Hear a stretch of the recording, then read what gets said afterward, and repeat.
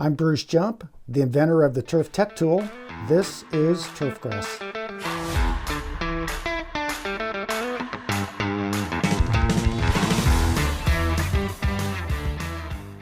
Today we're going to be talking about how to read a seed tag. Every bag of seed sold in the United States has to be properly tagged.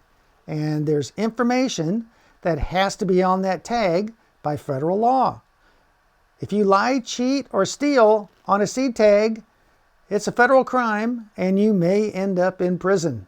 And nobody wants that. Federal seed law was passed back in the 1930s. Before that, it literally was just take out your Sharpie pen, write on a bag what the seed contained. It was just the wild, wild west. You just see what the problems were. Federal seed law is passed, and now there are specific legal requirements that have to be on that tag. And I want to review those real quickly. Today, we're going to use this Artemis Tall Fescue blend as an example. First thing it has on here is a name. The name is Artemis Tall Fescue blend. Tells us it's tall fescue. It's a blend, not a mixture. And the name of the seed is Artemis. There aren't a lot of specific requirements on naming on a seed tag, just that it has to have a name. It could be a series of numbers, could be words, could be anything. It does have to have some kind of a name. Sometimes when you're selling a single variety, it could just be the variety name, like Titanium GLS. That's the name on the tag. Second, that's required, it has to have a lot number. Lot numbers are very important. When the growers, farmers in Oregon produce seed, they harvest the seed, and then they put it in a group. And that lot number tells seed companies who the farmer was, what field the seed came from, the year, which seed vendor sold it. So if there's anything at issue with that seed where we got to, trace something back, or sometimes seed tags expire and you have to get new seed tags, we can look at that lot number, pull up the samples, retest them, and make sure the germination is still good. So that is a lot number. Every seed has to have a lot number, and it's very important. Next is pure seed. Pure seed is the percentage by weight of what varieties are in that bag. In this example, Spider 2 LS Tall Fescue is the first variety. There's 4 varieties on that tag, and the pure seed percentage on Spider 2 LS is 24.83%. Meaning in 100 pounds of seed, there would be 24.83 pounds of Spider 2 LS in that bag. And so on and so forth for the other 3 varieties. That's called pure seed or purity. Next, the germination percent. The germination on this tag, they're all germed at 90% germination, meaning 9 of 10 seeds are guaranteed to germinate. Germination is a minimum percentage, not a maximum. Typically, the germination rates are higher than 90%. The reason is seed companies do not want their germination percentage to fall below what's on the seed tag. So those germination percentages typically, when they leave Oregon, are going to be 94 to 97%. But they'll mark them as 90% so they don't get what's called a stop sale. And a state inspector will come in and stop the sale of that seed because the germination fell below what's actually marked on the tag. The origin, where did the seed come from? This was a little more important back 40, 50 years ago when seed was grown in more states across the country, but origin is still required. You can see on this tag here, Oregon. Oregon, we've talked about in another video, is the cool season grass seed capital of the world. All of these seeds are grown in Oregon. Sometimes they can be grown in other states or countries like Canada. You'll see Canada. Perennial ryegrass, you might see Minnesota. If this was Kentucky 31, you might see Missouri.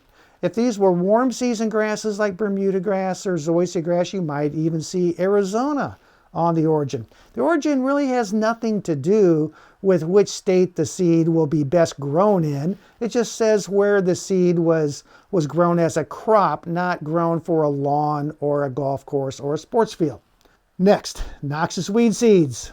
High quality turf seed should have 0 noxious weed seed. Noxious weed seed is a species of weed that is deemed by a particular state that it's unwanted. They do not want this weed to be shipped in a bag of grass seed in their state.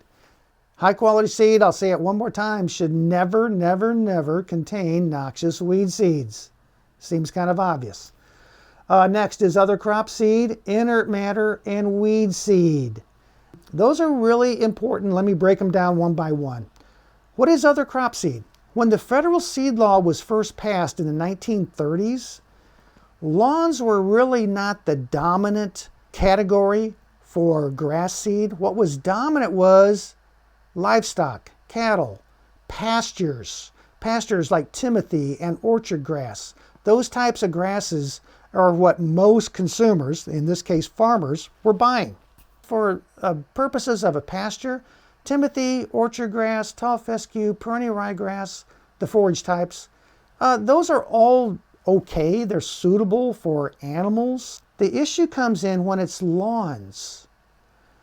Orchard grass, we don't consider a weed. If we're thinking about a lawn, weeds are undesirable plants in a lawn, and orchard grass actually becomes a very undesirable plant. In the world of turfgrass, other crop can be a real problem. Actually, it's more of a problem than weed seeds. How do you take care or eliminate orchard grass from a perennial ryegrass, Kentucky bluegrass, or tall fescue lawn? It's really, really hard to do that. We don't have a lot of selective products to get rid of those. So the other crop seed, be careful. Those are seeds that can be sold as another crop. In the world of forage and pasture, it's not a big deal. In the world of turfgrass, it's a huge deal. Some states like Maryland has gone to a term called UGS, UGS, undesirable grasses. And sometimes if you're selling in those states, they will list them here. Sometimes it's not a firm requirement, but some people do that. Next, inert matter. What is inert matter? If what's in the bag is not pure seed, and it's not crop seed, and it's not weed seed, and it's not noxious weed seed, anything left is going to be labeled or come under the category of inert matter. Inert matter are little stems, pieces of florets, which are grass flowers. It could be a broken seed, something that is part of the grass plant, but it's not a seed. Why do we have inert matter in our seed? Because with current technology, it is virtually impossible to get rid of every little stem, every little calyx on a floret flower on grass. It's impossible. So as good as the cleaners are, there's always going to be a little bit of that matter in a bag of grass seed. Weed seeds. What are weed seeds? Well, they're what you would think. It's a seed that's viable. It's a plant, typically broadleaf, but not always broadleaf plants, can be grassy plants, that are undesirable. Curly dock is a classic example. Rat-tail fescue is another example. Those are weed seeds. We don't want those in our bag of seed. Sometimes you'll see the term when it comes to crop and weed, I want zero crop, zero weed, and some people will use the term 0-0. I want some 0-0 seed. Zero crop, zero weed. Only about 20% of the total amount of turf seed leaving Oregon is 0-0. So it typically costs more. It's a premium quality. A lot of the high-end turfgrass sports fields, lawn care, golf courses buy 0-0 seed. Next up is date tested. You got a date tested and a sell-by date. Many times those are 12, 14, sometimes 16 months. Seed doesn't last forever, so you have when the seed was actually tested, in this case, January 2025. The sell-by date, April 2026. So that's the tested, the sell-by date. You have the states that we have to put on the sell-by date of 2026. If you don't see the sell-by date, typically it's 12 months. But there's variation around with different state laws. So you don't want to be buying seed that's out of date. And if you're selling seed, the state agriculture inspector will come around and put a stop sale if you're selling seed that's out of date. Next, you have to have a company who's selling the seed, and that's us, Heritage Landscape Supply Group. That's our name. We treat our seed with a seed treatment, not a seed coating, but a seed treatment, Gravity SL PGS. 3 plant hormones, and it makes seed germinate faster and establish faster. I talk about that in another video. We do sell into Texas, and Texas requires a Texas ID number. That's that one. It has to have a net weight. How many pounds are in the bag? That's a minimum. There's a minimum of 50 pounds in this particular bag of Artemis grass seed.